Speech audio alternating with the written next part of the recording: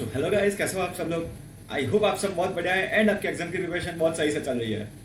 तो इस वीडियो में हम रिवाइज करने वाले हैं एकदम छोटू सा बट बहुत ही मासूम सा इनोसेंट सा चैप्टर जो कि है पीयर रिव्यू का चैप्टर। बट पीयर रिव्यू का चैप्टर स्टार्ट करने से पहले मैं आपको उसके दो बच्चों से इंट्रोड्यूस करा देता हूँ। एक है पीयर रिव्यूअर यानी कि पीआर एंड दूसरा है प्रैक्टिस यूनिट जिसको हम प्यार से बुलाएंगे पीयू। अब पीआर क्या करेगा, तो पीआर काम रिव्यू करने का काम करेगा एंड पीयू क्या करेगा, तो पीयू का रिव्यू होगा। मैंने दो चीज बोली, एक है पीआर एंड दूसरा है पीयू। अब पीयर रिव्यूअर रिव्यू करेगा एंड प्रैक्टिस यूनिट का रिव्यू होगा। ये दो चीज आपको याद रखनी पड़ेगी। अब पीयर रिव्यू क्यों कर रहे हैं, मतलब ऑब्जेक्टिव क्या है पीयर रिव्यू का।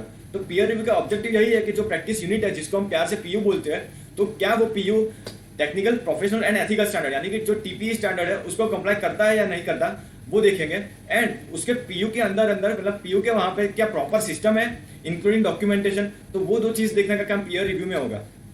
एंड अब ये पीयर रिव्यू का मेन ऑब्जेक्टिव क्या है, तो पीयर रिव्यू करने का मेन ऑब्जेक्टिव यही है कि जो भी प्रैक्टिस यूनिट है, तो वो प्रैक्टिस यूनिट जो भी अश्योरेंस सर्विस दे रहा है उसकी क्वालिटी को इंप्रूव किया जा सके। मतलब ऐसा कुछ नहीं है कि जो भी प्रैक्टिस यूनिट है अगर उसने कुछ पॉलिसी फॉलो नहीं की, अगर वो अश्योरेंस सर्विस सही से नहीं दे रहा है तो उसके अगेंस्ट में हम लोग डिसिप्लिनरी एक्शन ले लेंगे, ऐसा कुछ भी नहीं है। बट उसको जस्ट हम लोग क्वालिटी इंप्रूव कर सके उसी पर्पस के लिए पीयर रिव्यू कर रहा है। अब नाउ आते हैं स्कोप पे। अब पीयर रिव्यू का स्कोप में 6 पॉइंट है जिसको हम तीन पार्ट में डिवाइड करेंगे, यानी कि फर्स्ट पार्ट में हम लोग 3 पॉइंट लेंगे, सेकंड पार्ट में हम 3 पॉइंट लेंगे। अब वो फर्स्ट पॉइंट वाला 3 पॉइंट क्या है, तो जैसे कि हम लोगों ने ऑब्जेक्टिव में देखा कि उसका ऑब्जेक्टिव यही है कि वो टीपीई स्टैंडर्ड को कंप्लाई करता होना चाहिए। तो स्कोप में भी हम लोग वही तो देखेंगे कि क्या वो टीपीई स्टैंडर्ड से कंप्लाई कर रहा है, तो वही देखने का काम हम लोग पीयर रिव्यू में करेंगे। अभी सेकंड पॉइंट लेते हैं, तो सेकंड पॉइंट में हम देखेंगे क्या जो भी प्रैक्टिस यूनिट है उसके वहां पे सिस्टम एंड प्रोसीजर जो फॉलो हो रही है क्या वो परफेक्ट है। तो उसमें भी हम लोग जस्ट अ सेकंड यस, तो फर्स्ट पॉइंट में हम देखेंगे कि क्या कंप्लायंस हो रहा है या नहीं हो रहा है टीपीई स्टैंडर्ड के साथ। नाउ सेकंड पॉइंट में हम देखेंगे क्या सिस्टम एंड प्रोसीजर्स है, तो क्या वो परफेक्टली है for carrying out assurance services. अब जब कंप्लायंस हो रहा है टीपीई स्टैंडर्ड के साथ, जब सिस्टम एंड प्रोसीजर भी सही से है, तो ऑब्वियस सी बात है उसकी क्वालिटी ऑफ रिपोर्टिंग भी कितनी अच्छी होगी। तो थर्ड पॉइंट भी हम वही रिव्यू करेंगे, क्या उसकी क्वालिटी ऑफ रिपोर्टिंग भी सही है या नहीं। अब हमने 3 पॉइंट ले लिया, अब दूसरे 3 पॉइंट लेते हैं जिसमें से एक है रिलेटेड टू आर्टिकल, फिर दूसरा है रिलेटिंग टू मेंबर। एंड अगर आप कोई भी फॉर्म में देखो तो आर्टिकल एंड मेंबर्स को मिला के क्या बनता है, तो वो स्टाफ बनता है। तो बस यही 3 पॉइंट है। तो फर्स्ट पॉइंट है कि क्या जो भी प्रैक्टिस यूनिट है उसके वहां पे भी आर्टिकल्स होगा कुछ। तो आईसीआई जो हमारा है, जो कि काउंसिल है हमारी, तो काउंसिल आर्टिकल्स के रिलेटेड जो भी गाइडलाइंस प्रोवाइड करती है, जो भी डायरेक्शंस देती है, तो क्या वो प्रैक्टिस यूनिट उसको कंप्लाई करती है, चाहे फिर वो स्टाइपेंड के रिलेटेड हो, चाहे फिर वो मेंटेनेंस ऑफ वर्क डायरी के रिलेटेड हो, तो क्या वो क्या वो एक्चुअली उस डायरेक्शन को कंप्लाई करती है। नाउ हमने आर्टिकल देख लिया, जैसे कि अभी आप आर्टिकलशिप कर रहे होंगे या आर्टिकलशिप हो गई होगी, बट अभी आप सीए नहीं बने हो, बट जैसे आपकी आर्टिकलशिप खत्म होगी उसके बाद आप मेंबर्स बनोगे, तो आईसीआई जो कि हमारी काउंसिल है वो मेंबर्स को भी कुछ इंस्ट्रक्शन देगी, कुछ उसको भी डायरेक्शंस देगी। तो क्या वो मेंबर्स के रिलेटेड जो डायरेक्शंस है, मेंबर्स के रिलेटेड जो भी गाइडलाइंस है, क्या वो उसको भी फॉलो कर रहा है या नहीं, तो वो भी हम लोग पीयर रिव्यू में देखेंगे।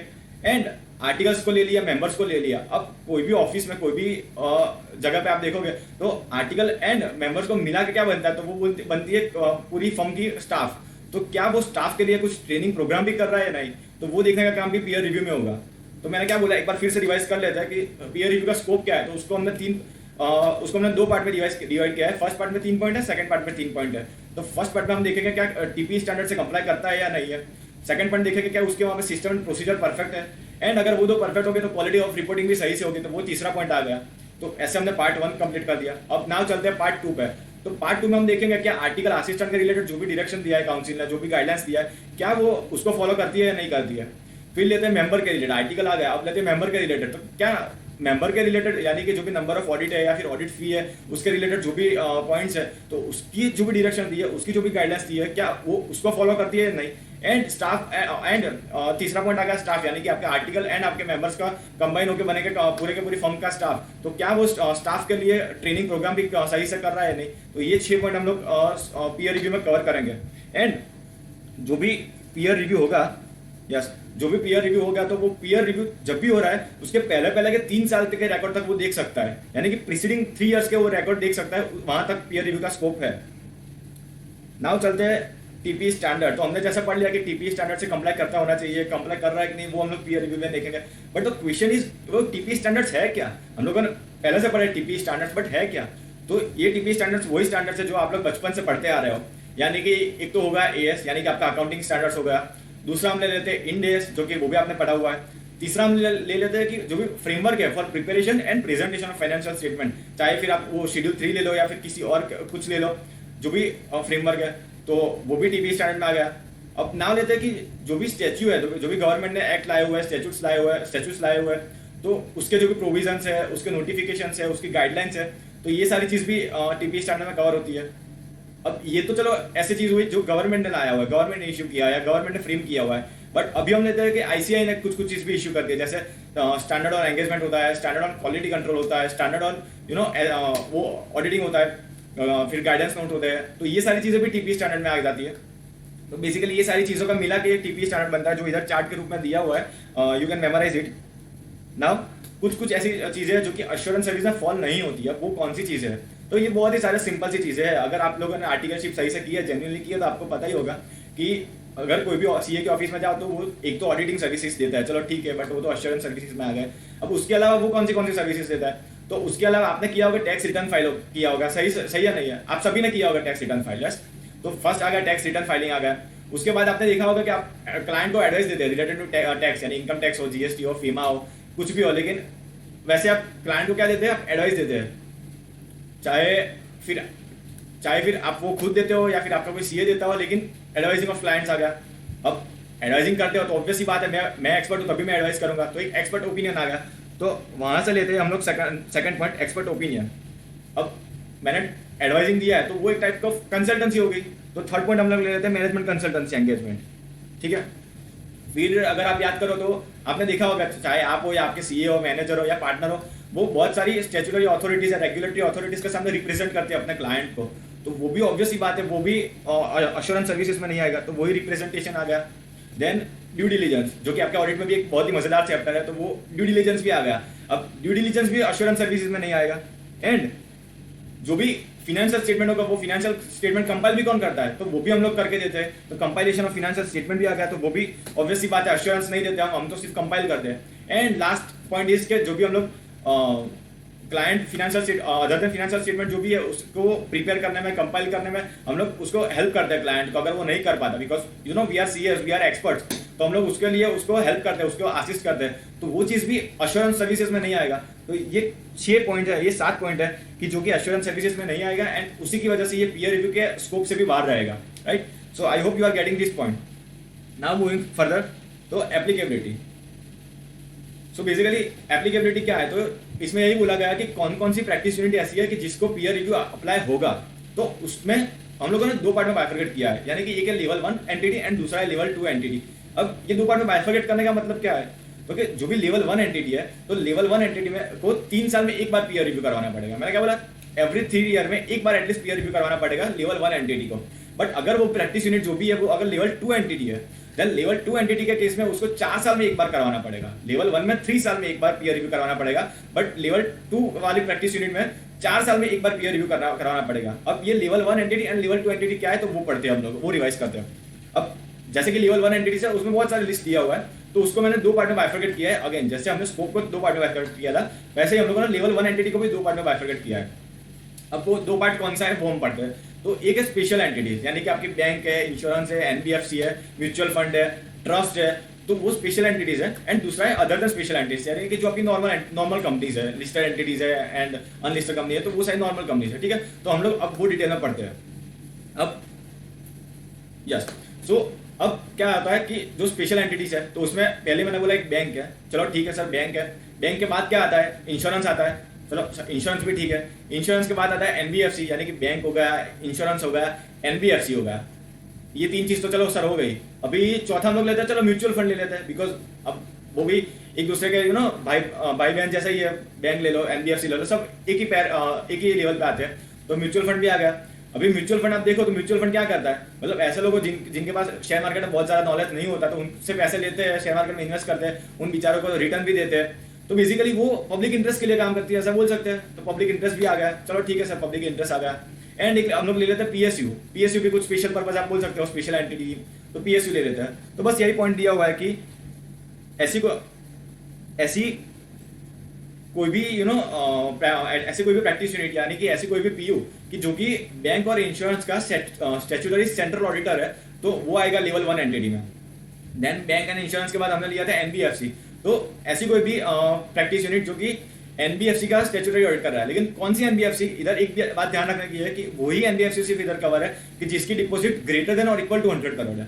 यानी कि सर अब सपोज जिसकी डिपॉजिट लेस देन 100 करोड़ है उसका क्या, तो वो आएगी लेवल 2 एंटिटी में। तो मैंने क्या बोला, बैंक एंड इंश्योरेंस आ गया। अभी लेते हैं एनबीएफसी जिसकी डिपॉजिट ग्रेटर देन 100 करोड़ है। उसके बाद हम लेते हैं जो कि मैंने बोला था म्यूचुअल फंड है एंड असेट मैनेजमेंट कंपनी, यानी कि जो एएमसी है, तो वो भी कवर हो गई। उसके बाद क्या आया है, तो उसके बाद any body corporate including trust but which are public interest entities. मैंने क्या बोला, पब्लिक इंटरेस्ट एंटिटी होनी चाहिए। तो उसका भी अगर कोई पीओ ऑडिट करेगा, स्टैट्यूटरी ऑडिट करेगा, तो वो लेवल 1 में फॉलो होगा। एंड उसके बाद आता है अगर कोई भी सेंट्रल या स्टेट पीएसयू या सेंट्रल कोऑपरेटिव सोसाइटी है जिसका टर्नओवर ग्रेटर देन 250 करोड़ है या उसकी नेटवर्क ग्रेटर देन 5 करोड़ है, और उसका जो स्टेट ऑडिट करेगा वो भी लेवल 1 एंटिटी में फॉलो होगा। तो चलो हमने स्पेशल एंटिटीज का तो पढ़ लिया, अभी हम लोग आते हैं नॉर्मल एंटिटीज पे। तो नॉर्मल एंटिटीज में कौन कौन सी एंटिटीज फॉलो होती है, तो ऐसी कोई भी एंटिटी के जो लिस्टेड है वेदर इन इंडिया और वेदर इन अब्रॉड। चलो ठीक है। उसके बाद आता है कि ऐसी कोई भी एंटिटी जिसका financial statement as per Ind AS prepare हो रहा है, तो वो दूसरा पॉइंट आ गया। अब जस्ट अ सेकंड, यस। सो हमने 2 पॉइंट ले लिए थे, एक हुआ लिस्टेड एंटिटी वाला, दूसरा हुआ preparation of financial statement as per Ind AS. तीसरी आती है कि जो ऐसी कोई भी एंटिटी जिसने पब्लिक के पास से फंड लिया हुआ है, चाहे वो जिसने फंड रेज किया है फ्रॉम पब्लिक, बैंक और फाइनेंशियल इंस्टीट्यूशन, बट वो अमाउंट 50 करोड़ से ज्यादा है। एंड 4th पॉइंट आ गया कि ऐसी कोई भी एंटिटी की जिसकी नेटवर्थ 100 करोड़ से ज्यादा है या फिर उसका टर्नओवर 250 करोड़ से ज्यादा है, चाहे वो फिर पब्लिक कंपनी हो, चाहे वो फिर प्राइवेट कंपनी हो, कोई भी कंपनी है, बट उसकी नेटवर्थ 100 करोड़ से ज्यादा है या उसकी टर्नओवर 250 करोड़ से ज्यादा है, देन उस केस में भी वो लेवल 1 एंटिटी में फॉलो होगा। And the last point is कि जो भी ऐसी कोई एंटिटी है कि जो कि सेंट्रल गवर्नमेंट या स्टेट गवर्नमेंट स्कीम के थ्रू फंड की गई है और वो भी 50 करोड़ से ज्यादा के अमाउंट के लिए, तो ये भी लेवल 1 एंटिटी में फॉलो होगा। तो लेवल 1 एंटिटी में बहुत सारी क्राइटेरिया दिया हुआ है जिसको हमने 2 पार्ट में बाइफरकेट किया। One is special entities and another one is other than special entities. And special entities भी हमने याद कर दिया, अदर देन स्पेशल एंटिटीज भी याद कर दिया। नाउ आते हैं लेवल 2 एंटिटीज। तो लेवल 2 एंटिटीज में हम देख सकते हैं कि जो भी स्टैट्यूटरी ऑडिटर है, internal audit, concurrent audit, system audit या टैक्स ऑडिट, इसमें से कुछ भी हुआ है या डिपार्टमेंटल रिव्यू भी हुआ है कोई भी पीएसयू, बैंक या इंश्योरेंस कंपनी का, देन उस केस में वो जो भी फर्म है जिसने ये किया हुआ है, तो वो फर्म लेवल 2 एंटिटी में फॉलो होगी। देन हमने दूसरा पॉइंट देखा कि जो भी एनबीएफसी कंपनी का ऑडिट किया है जिसकी डिपॉजिट लेस देन 100 करोड़ है, ग्रेटर देन और इक्वल टू 100 करोड़ लेवल 1 में फॉलो होगी, वो तो हम लोगों ने पहले ही देख लिया। अभी हम लोग लेते हैं कि जो भी लेस देन 100 करोड़ है, यानी कि जो लेवल 1 एंटिटी में फॉलो नहीं होती है, तो वो कहाँ होगी, वो लेवल 2 एंटिटी में फॉलो होगी। चलो सर ठीक है। अब लेते हैं कि तीसरा पॉइंट कि अगर कोई भी प्रैक्टिस यूनिट ने यूडिन कोई स्पेसिफिक नंबर से ज्यादा बार क्रिएट किया होगा, जनरेट किया होगा, तो वो भी लेवल 2 एंटिटी में फॉलो होगा। एंड ऐसी कोई भी एंटिटी का जो अब वो कहीं पे भी कवर नहीं हुई है बट उसने अश्योरेंस सर्विसेज दी हुई है, तो वो अश्योरेंस सर्विसेज दी हुई है, वो वाला प्रैक्टिस यूनिट भी लेवल 2 में ही फॉलो होगा। ठीक है, तो लेवल 1 एंड लेवल 2 अपने याद कर दिया है। एंड लेवल 1 अगर एंटिटी में अगर वो प्रैक्टिस यूनिट लेवल 1 एंटिटी है, तो वो लेवल 1 एंटिटी को एवरी 3 साल में एक बार पीयर रिव्यू करवाना पड़ेगा, जबकि वो लेवल 2 एंटिटी है तो लेवल 2 एंटिटी का केस में वो 4 साल में एक बार पीयर रिव्यू करवाएगा तो चलेगा। चलो ठीक है सर, अभी अपने आगे चलते हैं। ये तो इसके बेसिस पे हो गया, लेवल के बेसिस पे। अभी और 3 क्राइटेरिया है जिसके बेसिस पे पीयर रिव्यू होगा। तो एक तो जो भी बोर्ड है यानी कि पीयर रिव्यू बोर्ड है, उसको कहीं से इन्फॉर्मेशन मिली है, सेक्रेटरी के पास से या डिसिप्लिनरी कमेटी के पास से कहीं से इन्फॉर्मेशन मिली है कि इसको ये स्पेसिफिक प्रैक्टिस यूनिट में कुछ ना कुछ मेरे को लगता है कि गड़बड़ हो रही है या कुछ ना कुछ उसकी जो भी सिस्टम है वो सही से नहीं चल रही है। उस केस में वो उस पीयर रिव्यू को उस केस में भी उस प्रैक्टिस यूनिट को बोर्ड बोल सकता है कि तू पीयर रिव्यू करवा। देन उसके बाद आता है कि प्रैक्टिस यूनिट को खुद को ऐसा लगे कि मेरे को पीयर रिव्यू करवाना है। जैसे कि अभी आप लोगों को सीए फाइनल के एग्जाम देने जाओगे, उसके पहले आप लोग मॉक टेस्ट देते होंगे, कई बार आपने टेस्ट सीरीज लिया होगा, तो वो अपने क्यों करते हैं, वो सेल्फ असेसमेंट के लिए करते हैं। तो वैसे बेसिकली पीयर वो प्रैक्टिस यूनिट को भी ऐसा लगता है कि भाई मेरे को भी सेल्फ असेस करवाना है, तो मैं भी पीयर रिव्यू करवाना चाहता हूँ, तो वो बोर्ड को अप्लाई करेगा कि आप मेरा पीयर रिव्यू करो। एंड जब भी वो अप्लाई करेगा उसके 30 दिन के अंदर अंदर बोर्ड अपना डिसीजन सुना देगा। चलो सर ठीक है। एंड वो जो भी एक ऑडिट ही है यानी कि प्रैक्टिस यूनिट है, वो जिस भी कंपनी का ऑडिट करता है, यानी कि suppose that is A B and associates जो कि सीए की फॉर्म है। अब वो A B and associates suppose Adani enterprise का ऑडिट कर रहा है, तो वो अदानी एंटरप्राइज जो भी है यानी कि जो ऑडिट ही है, वो खुद भी बोर्ड को अप्लाई कर सकता है कि आप ये सीए फॉर्म का ऑडिट करवाओ, आप ये सीए फॉर्म का पीयर रिव्यू करवाओ। एंड उसके बेसिस के ऊपर भी बोर्ड डिसीजन ले सकता है या पीयर रिव्यू करवाना है या नहीं करवाना है उसको। ठीक है, तो इस इसके ऊपर से हम लोगों ने देख लिया applicability. So we have also cover applicability also. Now moving further to our next topic. तो बेसिकली जो भी हमारे आईसीआई के काउंसिल होगी वो एक पीयर रिव्यू बोर्ड को कंस्टिट्यूट करेगा जिसमें मैक्सिमम 12 मेंबर रह सकते हैं. एंड वो 12 के 12 मेंबर को अपॉइंट कौन करेगा, तो वो हमारी काउंसिल करेगी. बट उसमें से एटलीस्ट 6 मेंबर यानी कि एटलीस्ट 50% मेंबर तो ऐसे ही होने चाहिए कि जो कि हमारी काउंसिल से है. बाकी के 50% मेंबर आप आउटसाइड किसी भी एरिया या किसी भी फील्ड के स्पेशलाइज पर्सन को ला सकते हो. बट एटलीस्ट 50% तो हमारी काउंसिल से ही होने चाहिए. एंड जो भी चेयरमैन या वाइस चेयरमैन है तो वो चेयरमैन एंड वाइस चेयरमैन भी काउंसिल का ही मेंबर होना चाहिए. अब ये चेयरमैन एंड वाइस चेयरमैन है तो वो एवरी साल रोटेट हो सकते हैं, काउंसिल उसको एवरी साल रोटेट कर सकता है. एंड ये जो भी मेंबर है उसका टर्म क्या होगा, तो बोला गया है कि वो जो भी काउंसिल के इलेक्टेड मेंबर्स है तो वो उसका टर्म यानी कि उसका टेन्योर जो भी एज अ मेंबर है काउंसिल में वो खत्म हो जाए या 3 year which ever is earlier, तो वो उसका टर्म है. उसके बाद वो पीयर रिव्यू में मेंबर नहीं रह सकता. नाउ क्वेश्चन आ रहा है इसके कोरम क्या होता है. जो कि पीयर रिव्यू बोर्ड है उसकी मीटिंग होगी तो मीटिंग में कोरम क्या होगा, तो कोरम के लिए बोला गया है कि 1/3 ऑफ द मेंबर और 3 whichever is higher. But वो जो भी लिमिट है यानी कि 1/3 ऑफ द मेंबर और 3 उसमें एटलीस्ट एक चेयरपर्सन तो होना ही चाहिए. एंड अगर वो चेयरपर्सन नहीं हाजिर हो सकता है उसकी कोई भी रीजन की वजह से, देन उस केस में vice chairman must be there. And अगर जो भी टाइम है उसके within half an hour में कोरम नहीं होती है देन उस केस में चेयरमैन या चेयरमैन के एब्सेंस में वाइस चेयरमैन वो जो भी मीटिंग है उसको एडजन कर सकेगा. एंड ये मीटिंग कितनी बार होगी, तो साला ये इसमें बोला गया है कि एवरी कैलेंडर क्वार्टर में एक बार एटलीस्ट मीटिंग होनी चाहिए. यानी कि जन फेब एंड मार्च में एक बार होनी चाहिए, अप्रैल मई एंड जून में एक बार होनी चाहिए, ऐसे ही करके दिसंबर तक एवरी कैलेंडर क्वार्टर में एक एक बार होनी चाहिए. नाउ द पॉइंट इज के कौन कौन ऐसे पर्सन है कि जो रिव्यूअर के लिए एलिजिबल है. तो जैसे अभी आप एग्जाम देने जाओगे उसके बाद डेफिनेटली बात है आप सीए बन ही जाओगे. अभी कुछ क्वेश्चन तो होगा नहीं. तो सीए बनने के बाद आप क्या करोगे, आइदर आप प्रैक्टिस करोगे आइदर आप इंडस्ट्री में जॉब करोगे. तो इधर यही 2 पॉइंट में बाइफरकेट किया हुआ है कि एक तो ऐसा है कि जो प्रैक्टिस करता है, दूसरा ऐसा बनता है कि जिसने अभी तो इंडस्ट्री में जॉब ले लिया है बट कुछ साल बाद उसको रियलाइज होता है अगर मैंने गलती से इंडस्ट्री में जॉब ले लिया तो मेरे को भी प्रैक्टिस करनी है, तो वो इंडस्ट्री से शिफ्ट होगा प्रैक्टिस में.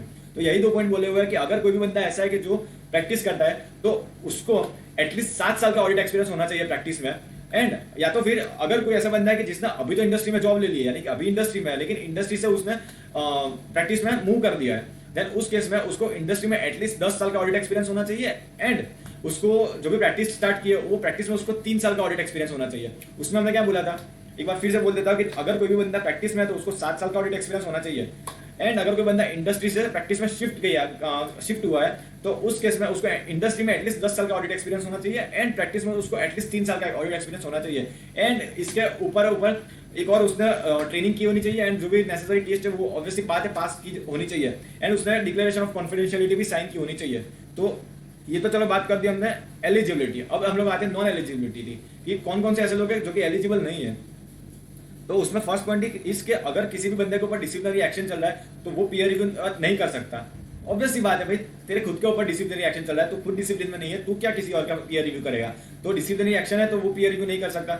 उसके बाद अगर किसी के ऊपर गिल्टी ऑफ मिसकंडक्ट लगा हुआ है यानी कि हमने प्रोफेशनल एथिक्स में बहुत सारे क्लॉजेस पढ़े हैं तो उसमें guilty of professional and other misconduct है, तो अगर उसके हिसाब से भी वो अगर मिसकंडक्ट करता है देन उस केस में भी वो पीयर रिव्यू नहीं कर सकता. उसके बाद अगर कोई भी कॉम्पिटेंट कोर्ट ने उसको मोरल टर्पिट्यूड के लिए इम्प्रिजनमेंट दिया हुआ है देन उस केस में भी वो पीयर रिव्यू नहीं कर सकता. नाउ द 2 पॉइंट्स इज के अगर मैं यस इफ अगर कोई भी ऐसी फॉर्म है यानी कि जो भी प्रैक्टिस यूनिट है उसमें इधर मेरा या मेरे पार्टनर का कॉन्फ्लिक्ट ऑफ इंटरेस्ट होगा तो उस केस में मैं पीयर रिव्यू नहीं कर पाऊंगा. क्योंकि सिंपल सी बात है, देखो अब मेरे फादर की फॉर्म है या मेरे ब्रदर की फॉर्म है तो उस केस में मैं पीयर रिव्यू करके ऑब्वियसली बात है मैं क्लीन रिपोर्ट ही दूंगा. मेरे रिलेटिव से कॉन्फ्लिक्ट ऑफ इंटरेस्ट हो रहा है मेरा तो उस केस में भी मैं पीयर रिव्यू नहीं कर पाऊंगा. एंड द 1 पॉइंट इज कि आपने जिस भी फॉर्म में आपने आर्टिकलशिप की है, जिस भी पार्टनर के अंदर आर्टिकलशिप की है तो वो फॉर्म का भी आप पीयर रिव्यू नहीं कर पाओगे. बिकॉज ऑब्वियसली बात है आपने 3 साल तक आर्टिकलशिप की है, उधर भी आपका कॉन्फ्लिक्ट ऑफ इंटरेस्ट थोड़ा बहुत तो रहने ही वाला है. तो उस केस में भी बोला गया है कि आप उस केस में भी पीयर रिव्यू नहीं कर सकते. चलो सर ठीक है, डन है. तो नॉन एलिजिबिलिटी पढ़ ली हमने. नाउ एक पॉइंट ये आता है कि जो भी पीयर रिव्यूअर है और दूसरा है प्रैक्टिस यूनिट यानी कि एक पे पीआर दूसरा है पीयू. अब यहाँ पे बोला गया है कि जो भी पीयर रिव्यूअर है वो प्रैक्टिस यूनिट से जब भी उसका अपॉइंटमेंट होता है उसके 2 साल तक कोई भी प्रोफेशनल असाइनमेंट नहीं ले सकता. मैंने क्या बोला, सपोज आज मैं सपोज आज पीयर रिव्यूअर हूँ और आप प्रैक्टिस यूनिट है यानी कि मैं आपका रिव्यू करने वाला हूँ, ठीक है. तो जब भी मेरा अपॉइंटमेंट होगा उससे 2 साल तक मैं आपके पास से कोई भी प्रोफेशनल असाइनमेंट नहीं ले सकूंगा. और जब भी मेरा अपॉइंटमेंट हुआ है उसके 2 साल पहले भी मैंने आपसे कोई भी प्रोफेशनल असाइनमेंट लिया हुआ नहीं होना चाहिए. यानी कि 4 साल में मेरी जब अपॉइंटमेंट हुई है उसके 2 साल बाद तक एंड उसके 2 साल पहले तक, ये 4 साल के ड्यूरेशन में मैंने मतलब कोई भी पीयर रिव्यूअर ने प्रैक्टिस यूनिट के पास से कोई भी प्रोफेशनल असाइनमेंट एक्सेप्ट किया होना नहीं चाहिए। तो इससे हम लोग नॉन एलिजिबिलिटी भी खत्म कर रहे हैं। Now the thing is approach of reviewer. तो रिव्यूअर का क्या अप्रोच होना चाहिए? So basically as a reviewer सबसे पहले तो मेरे को जो भी एंगेजमेंट लेटर है उसको अंडरस्टैंड करना पड़ेगा। अब क्या है एंगेजमेंट लेटर? अगर ये एंगेजमेंट लेटर आपको सुन के अगर आपको ऐसे 210 याद आ रहा है तो आप बिल्कुल सही जा रहे हो ऑडिट में। तो जो भी प्रैक्टिस यूनिट है वो जब भी कोई असाइनमेंट एक्सेप्ट करेगा तब वो एंगेजमेंट लेटर एक साइन करेगा। तो एज अ पीयर रिव्यूअर उसको भी एंगेजमेंट लेटर को अंडरस्टैंड करना पड़ेगा जिसकी वजह से उसको पता चले कि जो भी प्रैक्टिस यूनिट है उसका स्कोप क्या है, उसका नेचर क्या है। तो पहला पॉइंट तो हमने ले लिया, चलो कि अंडरस्टैंड करेंगे एंगेजमेंट लेटर को। बट प्रैक्टिस यूनिट जो है वो प्रैक्टिस यूनिट के पास 500 क्लाइंट्स होगा, उसने 500 स्टैट्यूटरी ऑडिट किया होगा। तो क्या सारे लोगों का वो एंगेजमेंट लेटर क्या पढ़ने बैठेगा, सारे लोगों का एंगेजमेंट अंडरस्टैंड करेगा? नहीं, सारे लोगों का नहीं करेगा। तो उस केस में वो कुछ स्पेसिफिक जो भी एंटिटी है, स्पेसिफिक एंगेजमेंट है, उसको सिलेक्ट करेगा बेस्ड ऑन इस जजमेंट। एंड वो जो भी जजमेंट करेगा, यानी कि जो भी 500 एंटिटीज का उसने स्टैट्यूटरी ऑडिट किया हुआ है, अब वो 500 में से गिने चुने 10 या 15 एंगेजमेंट को वो सिलेक्ट करेगा एंड उसी के एंगेजमेंट को वो अंडरस्टैंड करेगा। तो सेकंड पॉइंट पे चलो हमने ले लिया। Now the third point. तो थर्ड पॉइंट क्या है कि जो भी प्रैक्टिस यूनिट है, कुछ प्रैक्टिस यूनिट के वहाँ पे कुछ पॉलिसीज होती है, कुछ प्रोसीजर्स होती है कि हम यही ऐसे ही स्पेसिफिक एंगेजमेंट ऑडिटिंग एंगेजमेंट को हम एक्सेप्ट करेंगे। तो अगर कोई भी प्रैक्टिस यूनिट में ऐसे स्पेसिफिक पॉलिसीज या प्रोसीजर्स है तो उसका भी कंप्लायंस हुआ है या नहीं, तो वो देखने का काम भी as a reviewer peer reviewer करेगा। Now the fourth point is कि चलो हमने देख लिया, अभी फोर्थ पॉइंट क्या आता है? एग्जीक्यूशन आता है। जब भी ड्यूरिंग विच कि जो भी अपना पीयर रिव्यूअर है वो पीयर रिव्यू करेगा। तो अब ड्यूरिंग रिव्यू पीयर रिव्यू को कंप्लायंस एंड सब्सटेंटिव प्रोसीजर, ये दोनों का कॉम्बिनेशन यूज करना पड़ेगा। ऐसा नहीं है सिर्फ वो कंप्लायंस प्रोसीजर यूज करता है या ऐसा भी नहीं है वो सिर्फ सब्सटेंटिव प्रोसीजर यूज करता है, दोनों का कॉम्बिनेशन उसको यूज करना पड़ेगा। एंड लास्ट में जब भी वो रिकॉर्ड्स इवेल्यूएट करेगा प्रैक्टिस यूनिट का, तो वो इवेल्यूएट करते टाइम उसको देखना पड़ेगा कि क्या क्या चीजें ऐसी है कि जो कि during the assurance services arise हुआ हुआ कुछ भी इश्यू, या क्या ऐसा है कि जिसको अराइज होने के बाद उन्होंने कंसीडर कैसे किया, रिजॉल्व कैसे किया है, तो वो चीज भी देखेगा। फिर प्रैक्टिस यूनिट जो है तो वो प्रैक्टिस यूनिट ने क्या ऑडिट एविडेंस कलेक्ट किया है एंड ऑडिट एविडेंस जो भी कलेक्ट किया है वो परफेक्ट है, वो रीजनेबल एश्योरेंस देते हैं। तो ये सारी चीजें देखेंगे at the end of the stage. तो इससे अपने ये चीज भी खत्म करते हैं। Now obligation of practice unit, तो ये बहुत फालतू चीज है कि प्रैक्टिस यूनिट का ऑब्लिगेशन क्या है। तो ऑब्वियस सी बात है, अब प्रैक्टिस यूनिट जो भी है उसका रिव्यू होने वाला है, तो उस केस में वो जो भी अपने रिकॉर्ड्स हो गए, जो भी अपने डॉक्यूमेंट्स हो गए, तो उसके वहाँ पे उस पीयर रिव्यू का एक्सेस देगा। फिर कुछ पीयर रिव्यू का एक्सप्लेनेशन चाहिए, इन्फॉर्मेशन चाहिए तो वो भी देगा, कुछ उसको असिस्टेंस चाहिए तो वो भी देगा। अगर कोई ऐसे डॉक्यूमेंट है कि जो कि हिंदी इंग्लिश में नहीं है, यानी कि नॉन एलिजिबल लैंग्वेज में है, तो फिर उसको भी वो कन्वर्ट करके उसको हिंदी या इंग्लिश में देगा। तो यही 4 पॉइंट है जो कि पीयर रिव्यू का ऑब्लिगेशन है।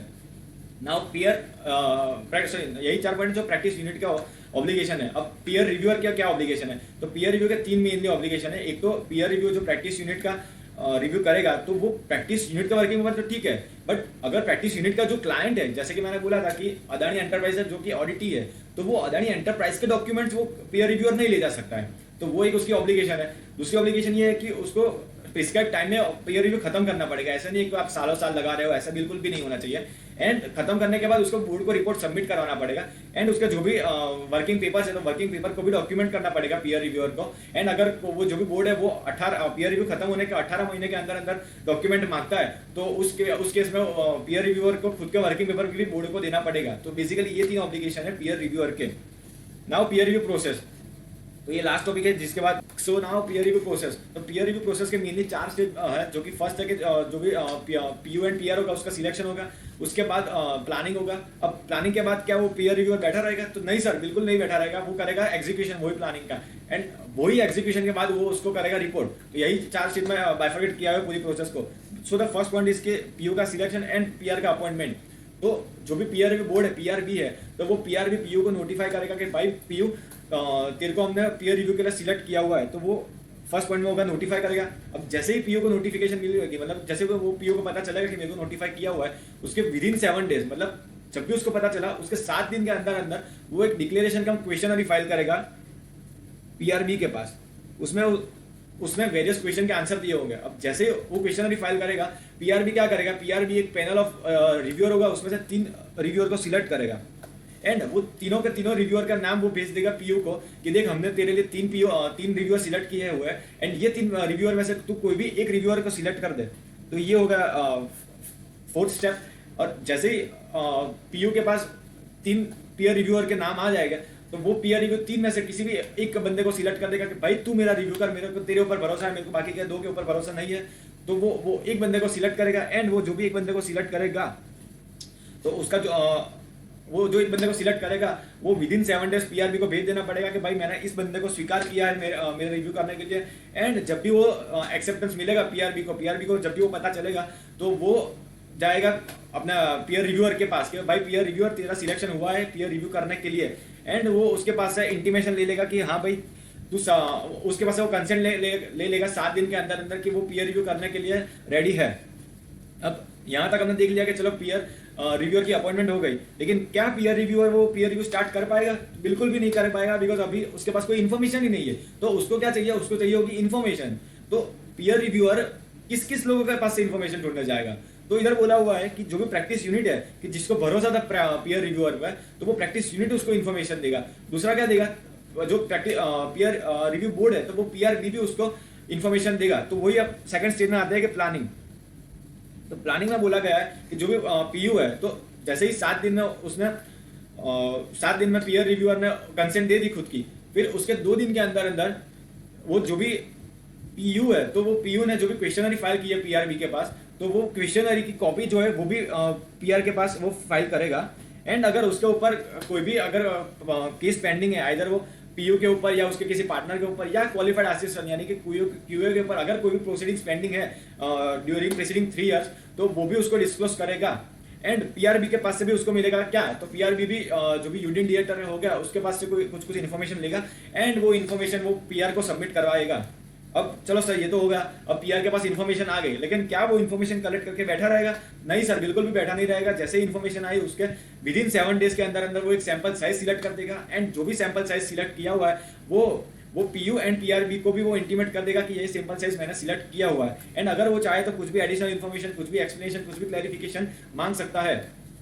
चलो सर ठीक है, लेकिन अभी नेक्स्ट पॉइंट लेते हैं कि जो भी पीयर रिव्यूअर है वो खुद के ऑफिस में बैठ के क्या रहेगा या वो पीयर रिव्यू के वहां पे जा सकता है? तो बोला गया है कि जो भी पीयर रिव्यूअर है वो पीयू के वहां पे जा सकता है, ऑनसाइट रिव्यू कर सकता है, बट वो ऑनसाइट रिव्यू करने से 5 दिन पहले उसको पीयू को इन्फॉर्म कर देना पड़ेगा कि हम लोग आने वाले हैं, तो क्या वो तू रिकॉर्ड्स रेडी रख, तू सारी चीजें रेडी रख, जिसकी वजह से क्या उसको कुछ डिस्ट्रप्शन ना होगा।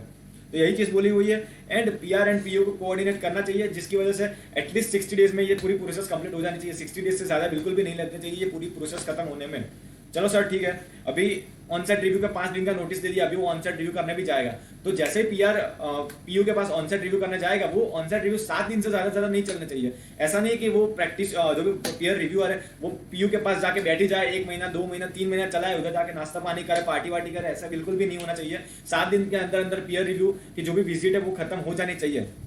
एंड ये खत्म हो जाने के बाद उसकी जो भी ऑब्जेक्शन होगा, उसकी जो भी ऑब्जर्वेशन होगा, तो ये सारी चीजें before submitting final report to board वो उसको पीयू को सबमिट करनी पड़ेगी। एंड पीयू को एक बार ये सारी चीजें मिल जाए तो वो पीयू 5 दिन के अंदर अंदर उसको रिप्रेजेंटेशन भी उसको खुद का देना पड़ेगा। एंड अगर वो रिप्रेजेंट मिलने के बाद अगर वो रिप्रेजेंटेशन उसको सही लगा, यानी कि वो जो भी पीयर रिव्यूअर है वो सेटिस्फाई हुआ पीयू के आंसर से, देन उस केस में वो बोर्ड को ये रिपोर्ट सबमिट करेगा। एंड उस जो भी बोर्ड को रिपोर्ट सबमिट करेगा उसमें उसकी खुद की इनिशियल फाइंडिंग्स भी लिखी होगी और जो भी पीयू ने रिस्पांस दिया वो भी लिखा होगा। एंड ये जो भी रिपोर्ट है उसकी कॉपी भी वो पीयू को देगा। नाउ द क्वेश्चन इज, चलो अभी तो हमने देख लिया कि वो पीयू के रिप्लाई से सेटिस्फाई था, बट क्या वो पीयू के रिप्लाई से सेटिस्फाई नहीं है? देन उस केस में वो एक मॉडिफाइड रिपोर्ट इश्यू करेगा एंड जिसमें उसने रीजंस लिखे होंगे कि क्यों वो मॉडिफाइड रिपोर्ट इश्यू कर रहा है। एंड उसमें भी उसने इनिशियल फाइंडिंग लिखी होगी और जो भी पीयू ने रिस्पॉन्स दिया हुआ है वो सारी चीजें अंदर लिखी होनी चाहिए। एंड ये इसकी जो भी कॉपी है ये कॉपी पीयू के पास भी सबमिट करवाएगा, यानी कि ओरिजिनल कॉपी पीआरबी के पास होगी बट एक कॉपी पीयू के पास भी सबमिट की होनी चाहिए। अब जैसे ही पीयर रिव्यूअर ने पीआरबी को रिपोर्ट सबमिट करवा दिया है, देन उसके रिपोर्ट सबमिट के 3 महीने के अंदर अंदर जो भी पीयर रिव्यू बोर्ड है वो आइदर सर्टिफिकेट इशू करेगा आइदर सर्टिफिकेट इशू करेगा पीयू को, और उसको बोल देगा कि हम लोग तेरे को सर्टिफिकेट इशू नहीं कर सकते, यानी कि वो इन्फॉर्म करेगा पीओ को कि we can not issue you certificate, and जो भी तेरी नेक्स्ट ड्यू डेट है तो नेक्स्ट ड्यू डेट तेरी ये है, तेरे को इस दिन तक नेक्स्ट पीयर रिव्यू करवाना पड़ेगा। तो यही चीज पूरी पीयर रिव्यू प्रोसेस में बोली हुई है, जो मैंने आपको ऊपर से समझा दिया है पूरी प्रोसेस। नाउ एग्जीक्यूशन में आते हैं हम लोग। यस, सो एग्जीक्यूशन में बोला हुआ है कंप्लायंस रिव्यू का एक पॉइंट आप पढ़ सकते हो इधर। तो कंप्लायंस रिव्यू में कौन कौन से ऐसे जनरल कंट्रोल्स है जिसका कंप्लायंस रिव्यू करना पड़ेगा। तो इसमें मैंने बनाया हुआ एक आई मॉसा क्या है सर? तो आई मॉसा मैंने मतलब कि जो भी पीयर रिव्यूअर है उसको कंप्लायंस रिव्यू करना पड़ेगा जो भी पीयू है उसकी इंडिपेंडेंस का, कि वो इंडिपेंडेंट है तो है या नहीं है। इंडिपेंडेंस तो ठीक है, फिर आता है मॉसा यानी कि एम, तो एम से आता है maintenance of professional skills and standards, यानी कि वो प्रोफेशनल स्किल एंड स्टैंडर्ड को मेंटेन कर रहा है ना, मतलब ऐसे खुद से धुप्पा तरीके से तो वो नहीं कर रहा है ना ऑडिट। देन आता है मौसम में से ओ, तो वो इससे लेते हैं हम लोग आउटसाइड कंसल्टेशन, यानी कि जो भी पीयू है, जो भी प्रैक्टिस यूनिट है, तो क्या वो आउटसाइड कंसल्टेशन भी लेता है, बिकॉज ऑब्वियस सी बात है वो खुद सारी चीज में एक्सपर्ट नहीं होगा। देन उस केस में उसको आउटसाइड कंसल्टेशन लेना पड़ेगा, तो क्या वो आउटसाइड कंसल्टेशन भी लेता है। Then as for staff recruitment and development के लिए भी क्या वो क्या चीजें कर रहा है, एंड ऑफिस एडमिनिस्ट्रेशन के लिए भी क्या चीज कर रहा है, तो यही चीज बोला हुआ है। Now selection of assurance engagement. So basically जो भी हम लोग अश्योरेंस एंगेजमेंट्स हम लोग सिलेक्ट करते हैं, यानी कि मैंने बोला कि 500 अश्योरेंस सर्विसेज को दे रहा होगा, जिसमें से हम लोग सिर्फ 8 या 10 या 15 हम लोग सिलेक्ट करेंगे, तो वो किसके बेसिस के ऊपर से करेंगे। तो यही बोला हुआ है कि ये जो भी पीयू है, प्रैक्टिस यूनिट है, उसके वहाँ पे क्वालिटी कंट्रोल कैसा है, मतलब उसके वहाँ पे अच्छा क्वालिटी कंट्रोल होगा तो हम लोग कम सिलेक्ट करेंगे, उसके यहाँ पे क्वालिटी कंट्रोल इतना सही नहीं होगा, इतना इफेक्टिव नहीं होगा, देन हम लोगों को क्वांटम थोड़ा बढ़ाना पड़ेगा फॉर पीयर रिव्यू। तो यही बोला हुआ है। देन दूसरा पॉइंट लेते हैं कि वो जो भी एंगेजमेंट अश्योरेंस सर्विसेज दे रहा है, तो वो उसकी साइज एंड नेचर क्या है अश्योरेंस, मतलब बहुत बड़ी बड़ी कंपनीज है, छोटी कंपनीज है, कैसी कंपनीज है, उसकी साइज क्या है, उसका नेचर ऑफ बिजनेसेस क्या है, तो वो सारी चीजें भी डिपेंड करती है हमारा, हम लोग जो भी सैंपल सिलेक्ट करेंगे उसके लिए। Then the third point is कि वो जो भी पीयू है वो कैसी मेथड से उसको अश्योरेंस सर्विसेज देता है। Now the fourth point is कि कितने पार्टनर्स है, नंबर ऑफ पार्टनर्स कितने, नंबर ऑफ मेंबर्स कितने, बिकॉज ऑब्वियस सी बात है उसके वहाँ पे जितने पार्टनर ज्यादा होंगे, जितने मेंबर ज्यादा होंगे, उतनी ज्यादा पॉसिबिलिटी है कि उसके पास एक्सपर्टाइज भी ज्यादा होगा, उसके पास मैन पावर ज्यादा है, तो वो ज्यादा क्लाइंट हैंडल कर सकते हैं। एंड द लास्ट पॉइंट इसके जो भी उसकी लोकेशन या ब्रांचेस कितनी है, तो जितनी ज्यादा ब्रांचेस या लोकेशन होगी तो उतने ज्यादा उसके असाइनमेंट होंगे। तो ये सारी पॉइंट्स ऐसे हैं कि जिसके बेसिस के ऊपर हम लोग सैम्पलिंग या अश्योरेंस सर्विसेज ले सकते हैं। एंड बोला गया है कि जो भी रिव्यू ऑफ रिकॉर्ड होगा, तो रिकॉर्ड रिव्यू करते टाइम हमको कंप्लायंस एंड सब्सटेंटिव प्रोसीजर को कॉम्बिनेशन यूज करना है, मतलब ऐसा नहीं सिर्फ कंप्लायंस या सिर्फ सब्सटेंटिव प्रोसीजर यूज कर दे, दोनों का कॉम्बिनेशन यूज किया होना चाहिए। तो यही चीज बोली हुई है। So by this we conclude our revision video lecture, and I hope ये लेक्चर आपको हेल्पफुल रहेगा for your examination point of view. And ये एक ऐसा चैप्टर है जिसमें से बहुत कम बार डायरेक्टली 4 या 5 मार्क्स का क्वेश्चन आ जाता है, बट इसमें से हाई प्रोबेबिलिटी है कि इसमें से आपको 4 या 5 मार्क्स के एमसीक्यूज आ सकते हैं। तो ये आप चैप्टर एग्जाम दिन पे अगर पढ़ के जाओगे या ये रिवीजन वीडियो लेक्चर देख के जाओगे, then this will be helpful to you. So all the best for your preparation and all the best for your exam.